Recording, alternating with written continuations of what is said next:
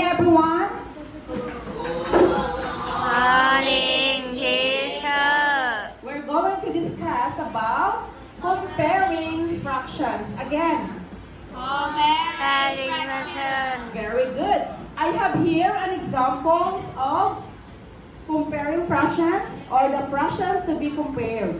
The first one, 3 over 11 and 2 over 13. It is very easy to compare fraction. How to do it? Just this way. Multiply 11 and 2. So if you're going to multiply, this will become 22. Okay?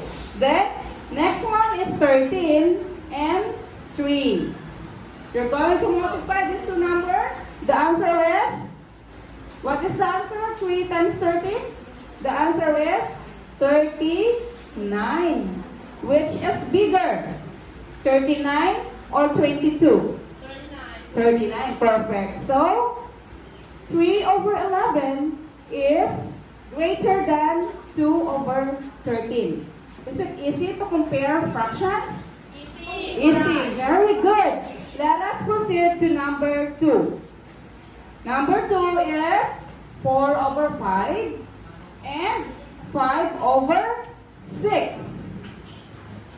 So, first, you need to multiply 4 and 6. What is the answer? 4 times 6? 24. Very good. The answer is 24. What about 5 times 5? 25. Perfect. So, which is bigger or greater? 25. Therefore, 4 over 5 is less than 5 over 6. 5 over 6 is bigger. Understood?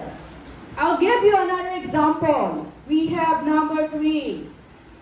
2 over 5 and 4 over 10.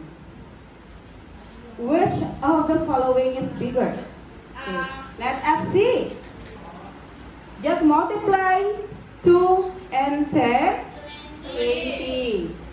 5 and 4, 80. Which is bigger? They are equal. Why they are equal?